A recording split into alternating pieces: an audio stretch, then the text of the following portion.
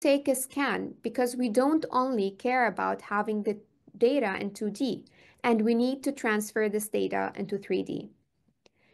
After that, we create galleries and import our data into the smilecloud software. Now, what's fascinating here is the flexibility. You can import various types of data, including STLs, images, like in JPEG format, face scans, and CBCTs in DICOM format. The platform allows you to gather all the fragmented data in one place.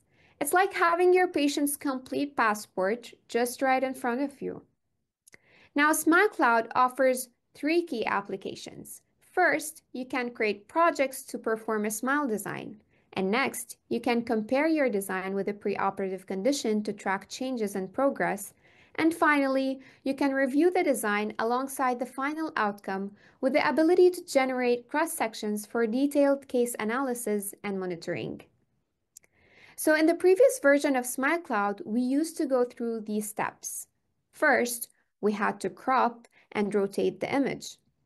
Then we had to delineate the lip contours. And then we have to adjust the restorative space according to the aesthetic parameters we're looking for. The AI algorithm in smilecloud is driven by the restorative space you define. Rather than solely relying on the patient's facial features, this allows you to modify crucial elements such as the gingival zenith, the contact areas, embrasures, and other fine details that directly influence the algorithm's decision-making process. So when you assemble the project, using libraries, the next step is to render it. And rendering it in architecture is done using specialized software. So here, we have to create a photorealistic preview of the end result and the planning. And this is what you show to the client. This is what you show to your patient. This is what he can visually understand and give relevant feedback on. Now, as you can see in this video, we're selecting the tooth shape that best fits the patient's facial harmony. From there, you can adjust the position and the rotation of the teeth to achieve a balanced look.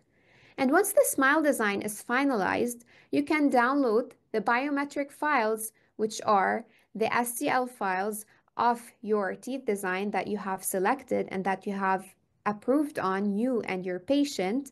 And then you can send these files to your technician in order to create a digital wax-up for you. So there's also one more option that will allow your smile design to look more photorealistic, where you can match the patient's teeth color with the original color as well as the color of her gums. Now, how are we going to transfer this into 3D? So to do that, we have first, as I've mentioned, to download the library that we have selected in the beginning. These are basically the individual STL files of the shapes we use to plan our 2D, and our technician will import this to our CAD software like exocad, 3Shape, or Mesh Mixer, and will scale and position these teeth that are exported from that library into our initial scan, and this will result in a 3D digital wax-up that can be also printed. So in theory, the initial scan plus the selected library will equals the design. But in real life, what mostly happens is that we always choose a library and then spend hours and hours trying to sculpt that library until it looks completely different from the original one. So Florent Kofar mentions, and he stresses on something that is very important, that when we are choosing our library, we should always select a library that follows our tissue architecture and proportions in a way that will minimize sculpting. Now, let's proceed with a mock-up trial for this patient. The first step is to print that model that we have created. And beyond aesthetics, the print quality is key for mockups. Poor printing or coarse surfaces can trap air bubbles, and they will affect the texture accuracy of our model and therefore of our mockup. So high quality prints save time and ensure precise shape and texture transfer. Now, here's the silicon index that was created on top of the model. And as you can see here, after the mock-up, it was a true wow moment to the patient. You can tell how the patient was happy just by looking at her eyes. And from this point on, the process becomes simple and predictable. And our focus shifts to refining details. Now, after each mock-up, we always take photos to document the results. We study them carefully and we see what can be improved. It's all about doing our analysis at a micro level and focusing on the smallest details that can make a big difference. And it's not just about pictures. You can also take videos, you can capture a dynamic smile that is essential because a smile is never static. You want to see how it moves, how it integrates with the patient's facial expressions, and how it comes to life in their unique features. And that's a close-up too, so evaluation is very important.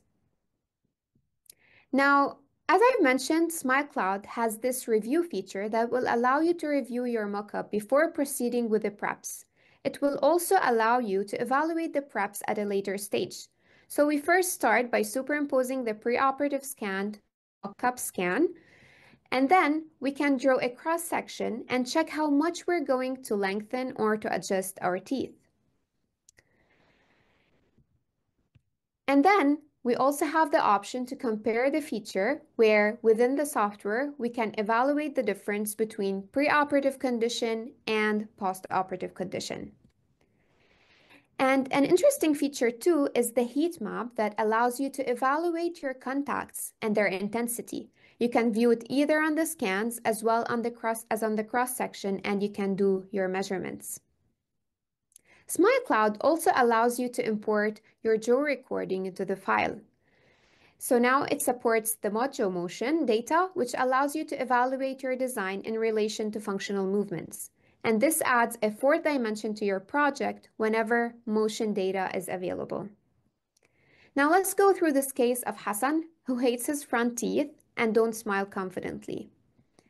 Several issues are noticed here. He has uneven gingival margins, thick composite restorations, and a lot of discolorations.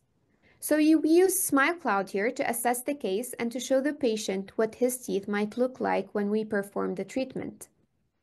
And after creating the ideal mockup for the patient and designing it in 3D, what we can do is that we can clearly visualize that there are some areas that are additive and there are other areas that are subtractive. And you can see that from different perspectives. So here you can see that from the occlusal view as well. Now, following this, preparations were made and preparation scans were taken as well. And here comes the fun part. For those who are hard on themselves, for the self-critics, this tool is for you. This tool will allow you to judge your preps. Did you over-prep? Did you under-prep? Or did you nail it? Did you provide your lab technician with sufficient thickness to do his crowns? So this review feature is very important for self-analysis to determine if we did our job properly before we send anything to our lab technician. Now, in this case, we opted for the layering technique to meet the patient's high aesthetic demands, but the core design was initially based on the primary smilecloud design. And from there, we did our full anatomic design and then utilized the software's anatomic reduction feature to create the cores with adequate space for layering, ensuring sufficient material thickness for strength while minimizing the risk of fracture. Here is the layering. And as you can see, this layering always has to follow our main reference, which is the smile design that we started with in the beginning. And here are the final restorations, which consist of a combination of crowns and veneers. So this approach justified our decision to apply both additive and subtractive modifications depending on the specific clinical needs of each single tooth in order to achieve our desired functional and aesthetic outcome. And zooming into the details of this case, we were able to achieve a nice translucency, high aesthetic results for this young patient. And here you can see the frontal retracted smile and the real transformation that the patient was really happy of. This is another view. And as you can see here, by incorporating smilecloud into our patient's treatment plan, We were able to provide accurate results that left him with a beautiful and a natural looking smile that enhances his facial features and, of course, boosts his confidence because this was his main concern. And this all justifies that without a clear goal or a direction in mind, one's actions and decisions may lead them to unintended or undesired outcomes. So it emphasizes the importance of having a plan or a vision for the future so that one can make intentional choices that move them closer to their desired destination. And as Yogi Berra says, if you don't know where you're going, you'll end up somewhere else. Now, let's go into smilecloud's paradigm shift. So this was what we used to do in smilecloud previously, and let's now go and see what of a paradigm shift smilecloud has done. Here's the exciting part. Stepping into smilecloud's next generation, which is the 3D revolution. So let's discuss this with Miriam's case, who's a patient and she was a dental student as well. Her main complaint was that she has a gummy smile. And since she was a dentist we decided to go the extra mile and do the following. So the patient was diagnosed to have altered passive eruption because, as you can see here in this picture, if you zoom in, you can see how her clinical crown is smaller than her anatomical crown, which justifies the need for a crown lengthening. Now, she also has bony exostosis. But what's revolutionary about the new application of smilecloud? In order to know that, let's see this video together.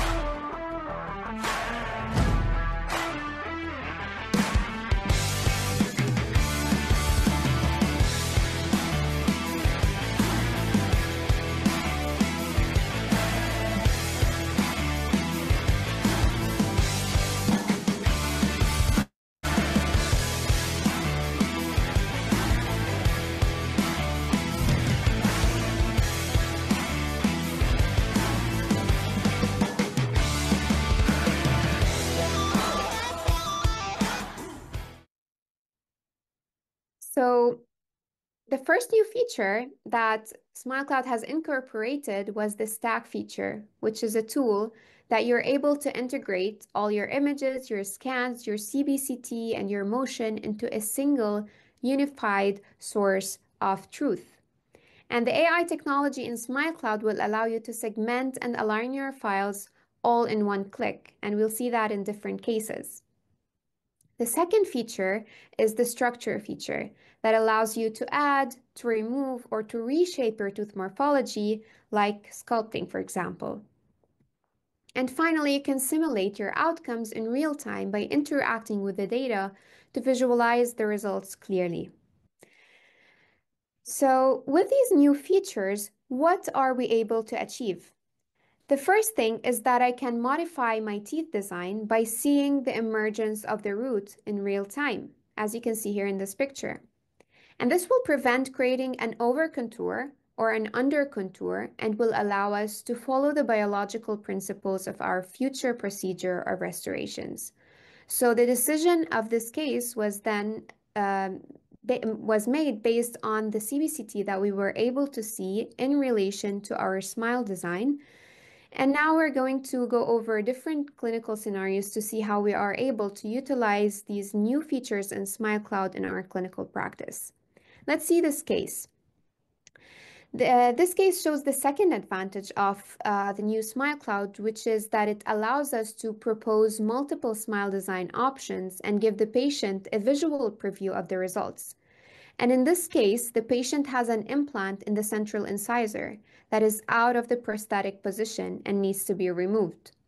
Also, the patient presents with a vertical maxillary excess, where the maxilla exhibits excessive downward growth along with associated dentoalveolar structures, as shown in the first image. So we proposed two options for her treatment. The first option was to maintain her remaining teeth in their current positions and to adjust the smile design accordingly to address her primary concern. And the second option involved demonstrating the potential aesthetic improvement if she wanted to undergo a left foot 1 surgery, for example, to correct the vertical maxillary excess. This highlights that smilecloud is not limited to simple, straightforward cases. Even in complex cases requiring major surgeries, we can also visualize and present different treatment options to that patient before making any decisions. Now, if the same patient decides to proceed without undergoing a left foot 1 surgery, she can still visualize the missing pink tissue component in her smile. So, in addition to placing new implants and performing bone grafting procedures, it's essential for her to understand that achieving a natural aesthetic outcome will require a tissue graft. So, the software's ability to modify both the teeth and the soft tissue digitally helps bridge that gap and making it easier for the patient to comprehend the full scope of her treatment. Here's another patient who presented to the clinic saying that he performed a full mouth implant treatment on the upper and lower arch and he's completely unhappy with the result. The first thing he commented about is that his teeth look so narrow and they look really short compared to his smile, and that he does not like it at all, and he does a lot of effort when he is eating. So the patient insisted on showing me his smile when he was young and explained to me how he wasn't happy with the looks. And what I tried to do is that I tried to gather all the information, do all the data acquisition steps of that patient, and incorporate them into smilecloud and try to do a smile that is very similar to what he showed me in the beginning. And we began by creating a treatment blueprint for the patient. What immediately caught my attention here was that despite the teeth didn't look wider, they were not positioned correctly in relation to his facial proportions. This case should have been planned to be an FP3 restoration instead of an FP1, and the patient had lost both the pink and the white tissue components. So attempting to restore the smile using only the white component made them appear short, and they resulted in a decreased vertical dimension, which explains why the patient cannot eat properly. So this is the third advantage of smilecloud is that it helps us diagnose mistreatments or wrong treatments and help us know what's the problem. Now, another interesting feature of the software is its ability to help us also visualize and correct our occlusal plane discrepancies and show the patient what occlusal discrepancies he or she has, ensuring a more balanced and an aesthetic outcome. So in this case, as you can see here, the patient had a lot of issues to deal with. She had a midline shift, she had an occlusal discrepancy, she had an uneven gingival margin. So we also did the same thing in order to diagnose and to help her visualize the problems. We initiated a smile design project for this patient, and during this process, we created a smile design. And in this smile design step, we have a lot of nice features that we can also use. The first is that we can rotate the image for better alignment and adjust the smile line if AI doesn't detect that accurately. The second thing is that it allows us to modify the suggested restorative space, and it also allows us to change the color of both the teeth and the tissues and select the appropriate hue, brightness, and contrast. And one particularly useful feature is its ability to hide the patient's existing teeth in the facial photo, enabling us to visualize the proposed smile design without the distraction of the original dentition. And this was a significant challenge in traditional smile design workflows, as patients often struggle to visualize changes because of their existing teeth. So if this feature is not there, the patient cannot visualize or cannot imagine if we are going to improve her occlusal plane, how does that will look like? And finally, another valuable feature is the ability to modify the teeth design and evaluate their emergence profiles in relation to the planned implants. In this case, we planned the implant positions using the co-diagnostic software, and the ability to export the implant analogs within the same coordinate system and import them into a smilecloud allowed us to assess the implant positions based on the proposed smile design. And as shown here, it became clear that the patient had a significant horizontal deficiency, which needed to be addressed before we place our implants to achieve a more predictable outcome. So this feature allows us to modify our implant position, to modify our teeth design, depending on our implant position. So these two things are definitely correlated to each other, and visualizing this together is really very important so that we can determine where the issue is and try to solve it. Try to modify our design or try to modify our implant position. Now let's dive into this patient's clinical story.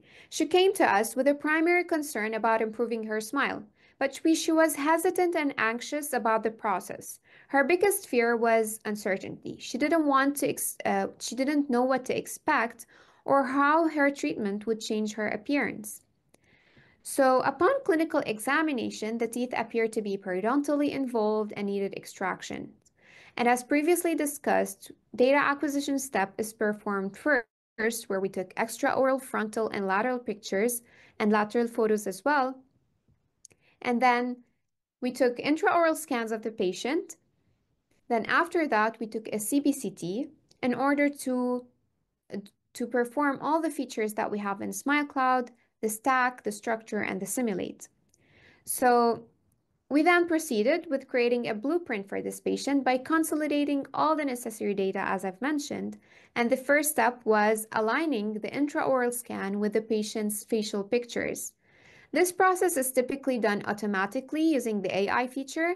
However, in cases where there aren't enough reference points in the image or when the software struggles to determine the proper inclination of your scan, you would definitely be able to do your alignment manually. Now, most smile design softwares focus solely on frontal images to create smile designs, but in smilecloud, what's nice is that you can also incorporate lateral pictures and align them with your intraoral scan. And this means that you can visualize the smile design from both frontal and lateral views. So providing a more comprehensive assessment and ensuring a better aesthetic planning from multiple angles is very necessary.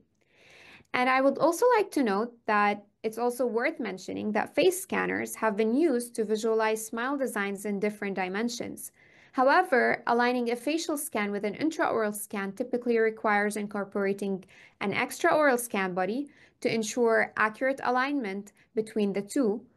And our ongoing systematic review analyzed 51 articles describing various techniques for creating a virtual patient, utilizing 31 different devices for this purpose. But with the current option offered by smilecloud, which allows us to integrate lateral pictures, the need for face scanners becomes less critical. You can achieve a comprehensive visualization of your smile design across all the necessary dimensions without the additional complexity of extraoral scanning devices. So, as you can see here, with the stack tool, we were able to combine all the data together, and then we were able to select what teeth we need to reshape and to add the non-existent teeth, as you can see here. Then we were able to visualize in real time our 3D smile design on top of our existing teeth. We also had the chance to go drag, modify, smoothen, add, or remove from the tooth design in order to improve our smile design. And we can do that when we are seeing the changes on the patient's face as well. And as mentioned previously, you will also visualize the design in accordance with your CBCT, so we can do our smile design relatively with by seeing the bone that is available there, and accordingly we can position our teeth depending on the bone available. Here we can visualize the smile design from both the frontal and the lateral views, providing a more comprehensive and realistic preview of the final outcome. And once the patient feels confident and excited about the proposed transformation, we move to the next step, which is bringing your design to life through your mockup trial. So in smilecloud new features, we can also export in 3D without exporting the library and then taking it to another CAD software. So we have the option to immediately export from the software the 3D design that we have And here, what we did is that because we want to try the mock-up on the patient while her teeth were there, we were able to export the smile design with the patient's existing teeth still in place, allowing the mock-up to be tried directly in the mouth without the need for any tooth preparation or removal. So after that, after we exported, we printed that model and then we did a silicon index in order to perform our mockup. And as you can see here, this will allow us to help the patient visualize the result instantly and see everything immediately. And when the patient says, okay, I'm happy with the results, please proceed further, what we do is that um, we export the teeth design alone from the smilecloud application and we import it into the co-diagnostic software for implant planning. And remarkably, this process required no additional reference points or gum or tissue alignment. Now, how is this possible? As I've mentioned previously, the answer lies in SmileCloud's unique feature of exporting files within the same coordinate system, so you eliminate the need for any manual adjustments or realignments, and this definitely will save a lot of time during your planning phase. Now, let's see another clinical scenario that we utilize SmileCloud's 3DNA, and this is Jennifer's case, who presented to our clinic with the same concern of Miriam, which is an excessive gum display. So she's also concerned about her gum next to her posterior bridge that is highly inflamed, as you can see here in this picture. And according to Shu's proportion probe, it was clear that this case required crown lengthening. But Jenny also wanted to change her bridge and place an implant in the missing tooth region. So the case was aesthetically demanding, and we decided to perform a guided procedure for crown lengthening and implant placement simultaneously. So we started with the diagnosis and planning using SmileCloud, and then following this, we did a clear communication with our patient to show her the results. And finally, we executed the guided surgery to ensure precise and satisfactory treatment. So how did SmileCloud help us with these steps? Repeating the previous steps that I've already mentioned, we started by data acquisition, stacking, structuring, and then simulating. So you can see here the smile design that was created, and you can see in real time our smile design with the patient's facial photo. And look how easy it is for you to design the tooth position in relation to your cement enamel junction and to your root. Meaning that when you're doing your crown lengthening procedure, you're abiding by the biological principles that you should not invade. So in order not to invade your biological principles, you can definitely determine where your cement enamel junction is, and accordingly, you'll able to determine where your tooth design has to be. So as you can see here, what we did is that we exported our design and we proceeded by printing it, and we chose the full additive technique because we wanted to create a motivational mock-up to our patient to allow our patient to see the anticipated final result immediately. And this approach will help us setting a clear expectation and ensure that the patient is satisfied. So we moved ahead and we did the mock-up where we placed bisacryl, and we tried that in the patient's mouth. And when she was happy and she agreed on that, we moved that design to our co-diagnostic software, where we meticulously designed the cut profile to match the margins of our smile design, carefully contouring the gingiva to align with the pre-planned zenith and tissue heights that are generated with SmileCloud. Now, this step eliminates any guesswork regarding the position of the cut profile, as we are confident that it follows the previously visualized design that is well aligned with our cement enamel junction and with our root structure.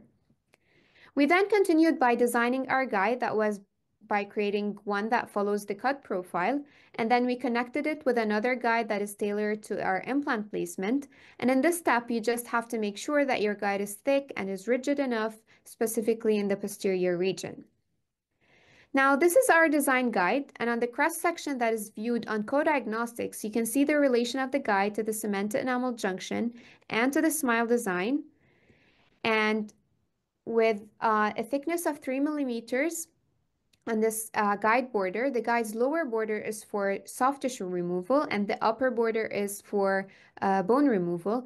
And as you can see here, we didn't have to do any adjustments on the co-diagnostic software. It all followed the biological principles because we were able to determine this previously on our smilecloud software. So the guide was then printed and the implant sleeve was inserted. And then after that, we move to the clinical execution where we can clearly see how our guide fits precisely according to the pre-established plan. And to double check our accuracy, we also performed the mock-up again and we drew a line that follows that mock-up. We removed the mock-up and we reinserted the guide in place. And this step ensured that we had a precise alignment and verification of our planned procedure. Then after that, we can see that we use the lower border of the guide to remove the soft tissue and then the upper border in order to remove hard tissue. And here are the final results after 2 weeks of healing, where you can see how the crown lengthening followed our pre-planning in the beginning. And here is a retracted view of the result. Now, let's move to the last case of Eileen, who came and commented that she cannot eat properly and doesn't like how her teeth look like. So Eileen presented with a removable partial denture on both her maxillary and mandibular arches, which were unstable due to her periodontally compromised teeth. And as you can see in the images, she has a metallic retainer on the lower teeth in order to stabilize her teeth and prevent any mobility. And here we're going to focus on the upper arch only in order to demonstrate how the 3D technology was able to achieve a harmonious and a patient-approved final result. So the regular step that I've already explained in the previous slides, where we start by creating a smile design, and then we shift to creating a blueprint where we stack, and then we simulate. And after the simulation, we export our plan to our co-diagnostics in order to plan our implant placements. So you can see here that the same design was copied to fabricate our PMMA temporaries that will be used to load the implants after placement. And we went and we started with our surgery where extraction was first done. And then after that, we tried our temporary that was based on our smile design in the beginning, and we tried it to ensure that it meets the aesthetic demands and it adheres to the criteria that we wanted in the beginning before we proceed with placing our implants and continuing the procedure. And when this is approved, we placed our implants and then our screw-retained abutments on top of them. And then we placed our vari-base abutments on top of our screw-retained abutments. And following this, what we did is with that, we did a pickup of our temporary, and this was performed by a dual cured resin material. So here you can see the picture immediately after our pickup. And this picture was taken immediately after the surgery, and you can see this immediate transformation. Now, what's interesting is that the same design can be taken to our final restoration. So the same design was established in smilecloud, is copied from our temporaries, and eventually to our final zirconia prosthesis that was chosen to be monolithic zirconia, as you can see here in this picture. So here's the final result, and you can see how this reverse engineering software, which is smilecloud, was able to allow us to reach reliable outcomes that are consistent with our patients' expectations. So our take-home messages for today are that smilecloud, with all the AI algorithms it incorporates, has addressed many challenges we used to face even with digital technologies. And this is especially when we are achieving our aesthetic continuity. So while we often follow a digital workflow, we sometimes fall short of carrying our initial design all the way to the final result. SmileCloud bridges this gap by ensuring that we envision in the planning phase that can be realized in our final restoration. And beyond aesthetics, SmileCloud also enhances functionality and inclusion continuity by integrating dynamic jaw recordings and instantly generating a heat map in order to evaluate occlusion. This allows us to predict and to fine-tune our functional outcomes before we begin with our restorative process. So it's the only smile design software that let us visualize the smile in real time, and not only for the upper teeth, but also for the lower teeth as well. helping us achieve a more comprehensive and a balanced result. These features definitely will streamline our workflow and save valuable time by reducing the need for adjustments and, most importantly, increase our patient confidence. Because patients know exactly what to expect from the start, and this fosters definitely trust, it enhances comfort, and it ultimately leads to better outcomes. So, by integrating cutting edge technology tools like AI and platforms such as smilecloud, we're not only refining our workflows, but also reshaping our patient experiences. Thank you all for your kind attention, and together let us continue to push the boundaries, to innovate, and to uphold the highest standards of care to our patients. Thank you.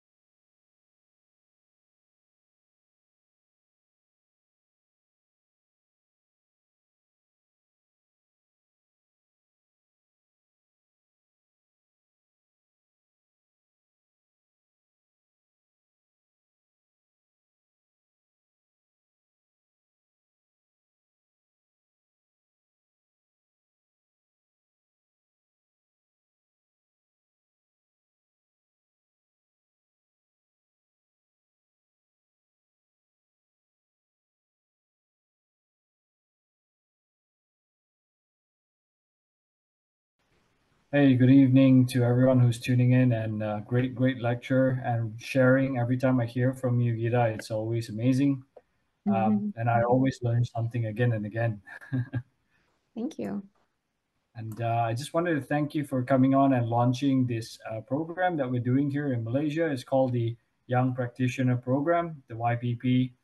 We just saw a quick reel of the competition that will be launched officially tonight. So just a bit of background before we get further into the Q&A segment. Mhm. The YPP is an initiative from Straman in which we're focusing on developing and encouraging uh, quality documentation, quality sharing from young clinicians, particularly in the sphere of implantology, in aesthetics, and multidisciplinary. So I like to, it was very apt to host you, Gita, because I think whenever I think of someone who is driving aesthetics in a big way and who is very young and entrepreneurial, I would think of you. So thank you So so much much for your for invitation. agreeing. Yes. Thank you for the invitation. Absolutely. So I think we have a few, questions, and before we get into that, I just like to encourage whoever is, tuning into this webinar and who have seen that to, scan the QR code if you're from Malaysia. This competition only applies to Malaysia for this time, and Gita Lawan will be a chief judge and panelists on that. And the final competition will be on the 24th of August. We are receiving submissions all the way from today up to the end of June. So we'll see you then. So shall we get into the Q&A segment of the evening, Gita? Are you ready? Of course, and I would love to encourage all young practitioners to apply for this competition.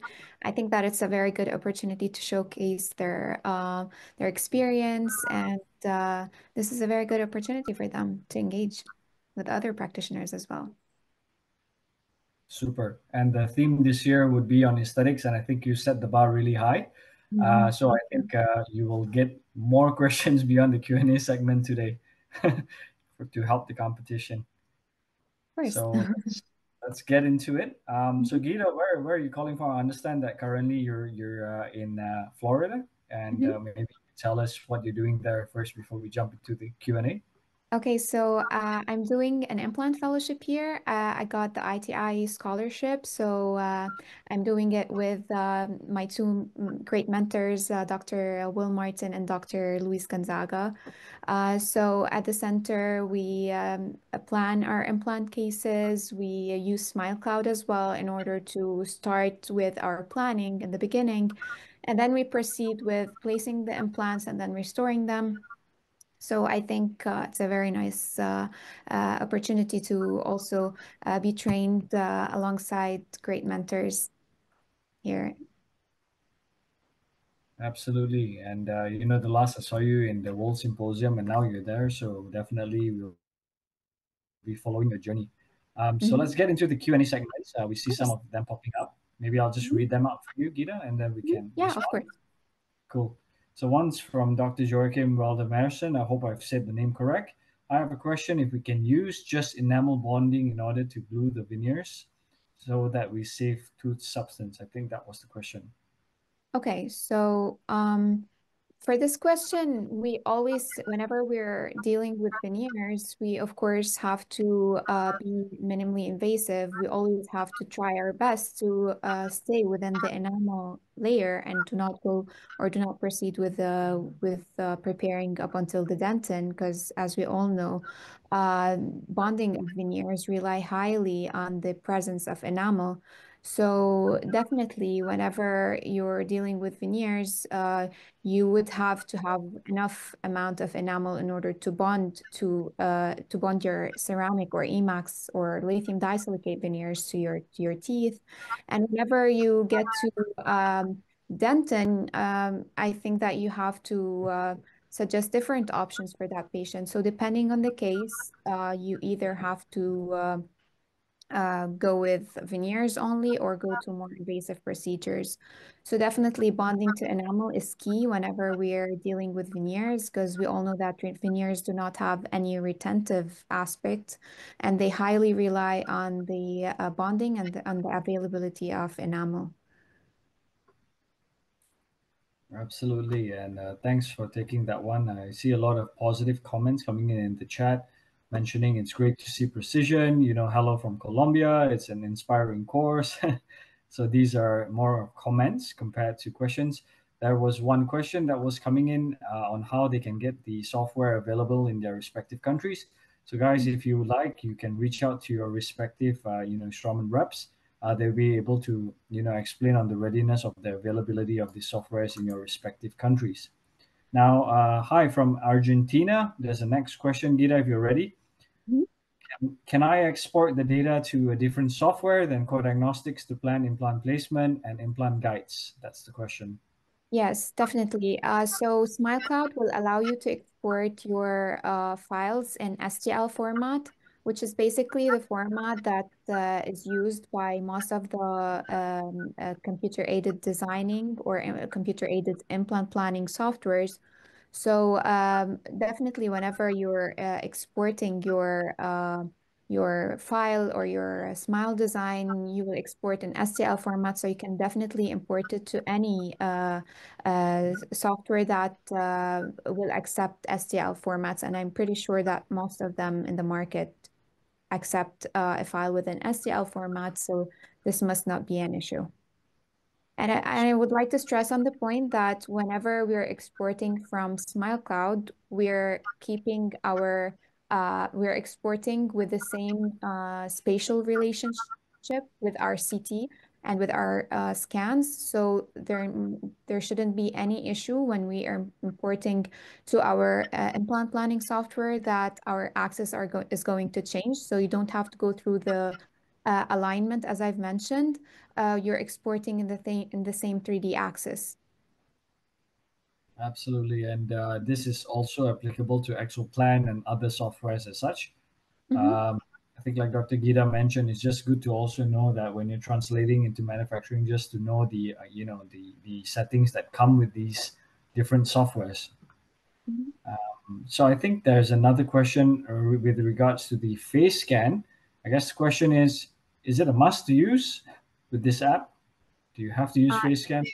The face scan? No, as I've mentioned in my lecture, I was saying you can import face scans. So this software would accept any format.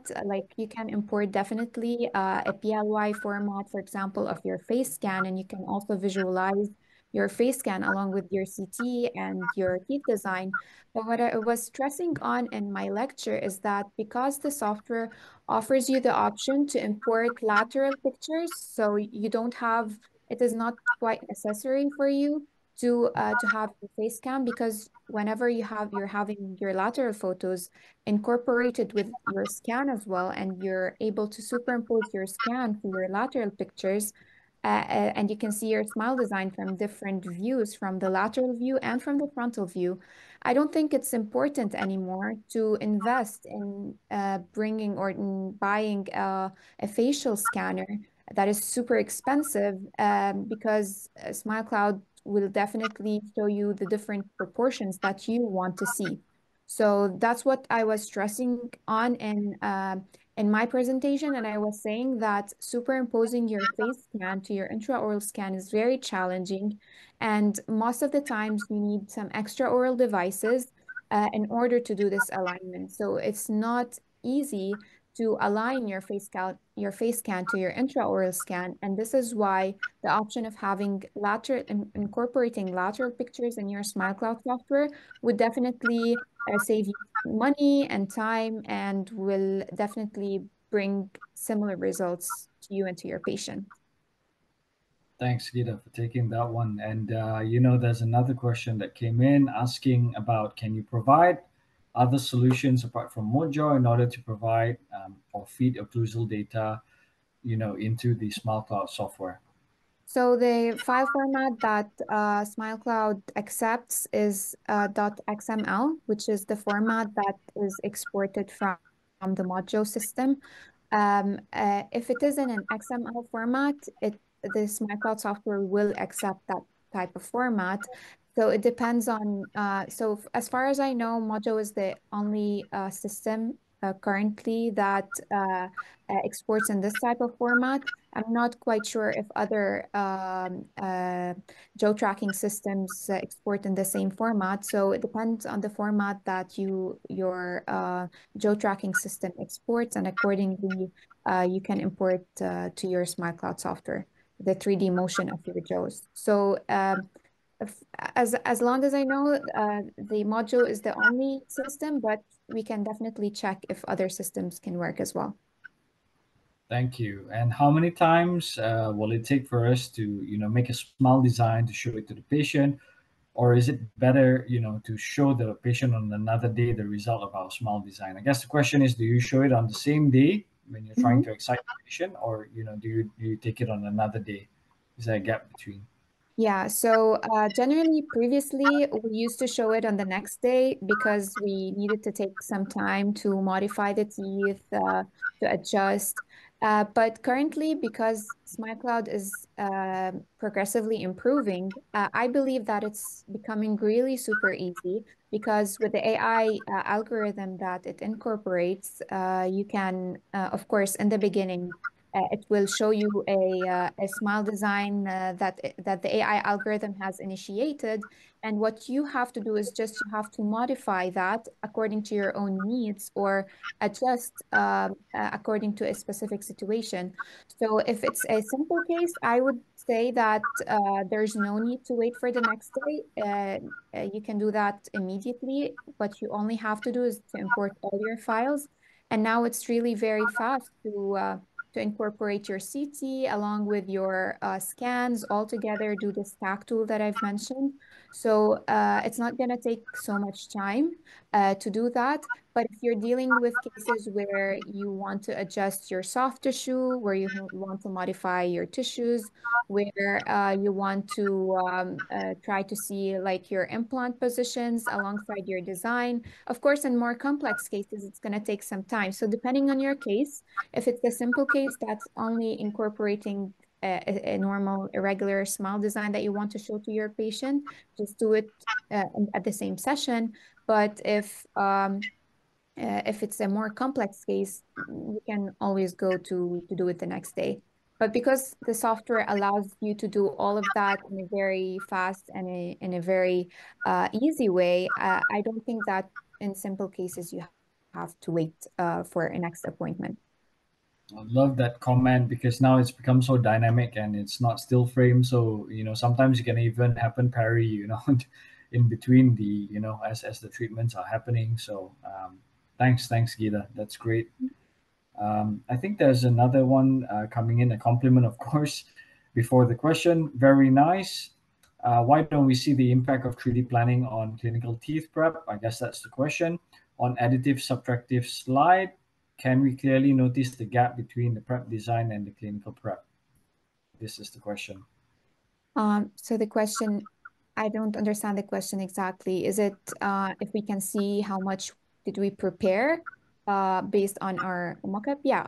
So what you can do are two options. The first option is that which I always recommend, is that you do your mockup and then through the mockup, you do your preparation because the mockup is based on your smile design, which is exported from smilecloud. So you're doing your preparation in the minimally invasive possible in a minimally invasive approach.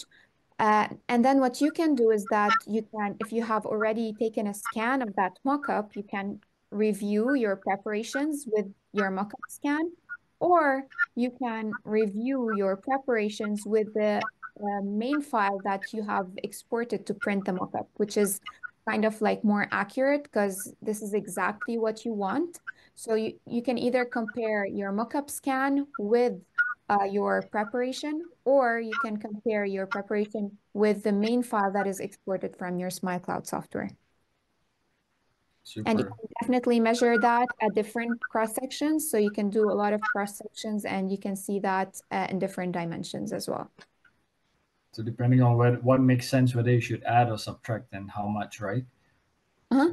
So So generally, in um, in motivational mockups, we always do our mockup in an additive way so that the patient can visualize.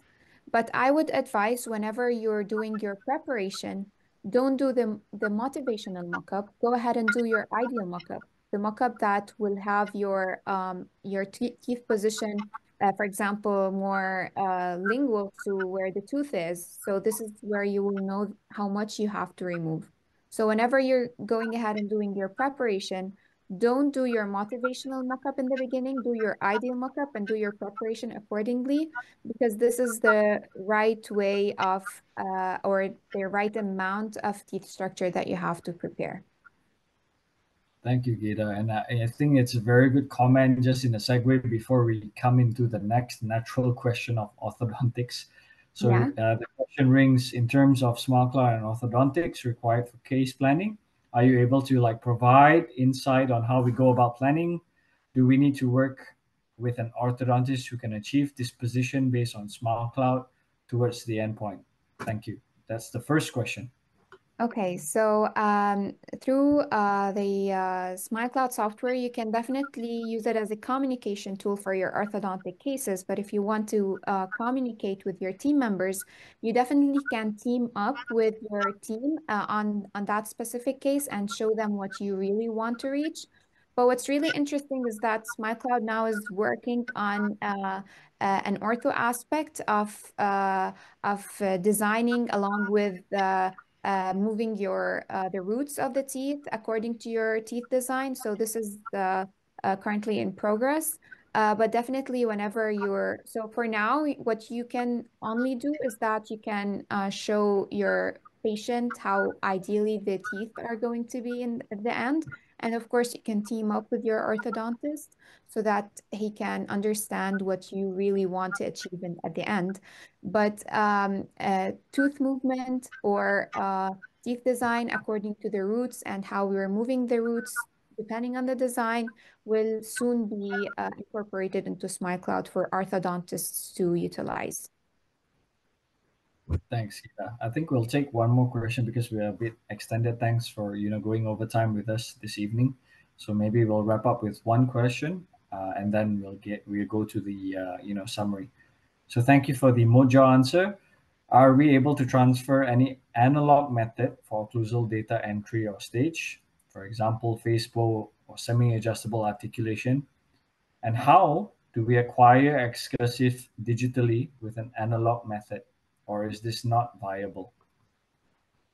For this question specifically, we're so generally whenever you're not using a module, you're taking a bite scan of that patient, whether it's on your art semi-adjustable articulator or you're doing it digitally. So there's definitely a bite scan, and you're when you're incorporating your upper scan and lower scan, it will be incorporated according to the bite scan that has already been taken, and there's no need to do this additional step. For that question, I think it's definitely solved in case you don't have a module. And of course, as I've mentioned in my lecture, you also have the ability to evaluate your occlusal discrepancies, or you're designing your teeth and you want to see if your occlusion is good, you can definitely do that. But in case you don't have the module or the jaw tracking system, it's hard to be able to visualize the excursive movements and adjust them accordingly. Now there are some softwares that utilize like patient monitoring facilities like 3Shape, where it kind of generates that motion, but this is not cannot be incorporated into smilecloud. So you have to have a jaw tracking system like Mojo in order to be able to determine your excursive movements and modify your occlusion accordingly. And even if you were to take like static frames in lateral maximum, you wouldn't completely capture, the Yeah, translations or anything, you right? can definitely incorporate these scans. So you have the ability to incorporate different scans into your software, but it's not going to be like a dynamic way of managing that. You have to align your different byte scans to your software, to SmileCloud, and then you can modify accordingly. But I'm pretty sure that the dynamic one would be a better way of doing that. Absolutely. Thanks so much, Gita, for staying on and answering all these questions, and again for a masterclass sharing. So I would give you maybe the final say for the evening if you'd like to wrap up for us. Mhm. Ryan, I would thank you for inviting me to be part of this YPP competition and for launching this project. And I would like to encourage all the young practitioners, as I said in the beginning, to participate in that competition. I wish them best of luck, and we'll see them soon. Super. Thanks so much, Gita. Good night. Good Take care. night.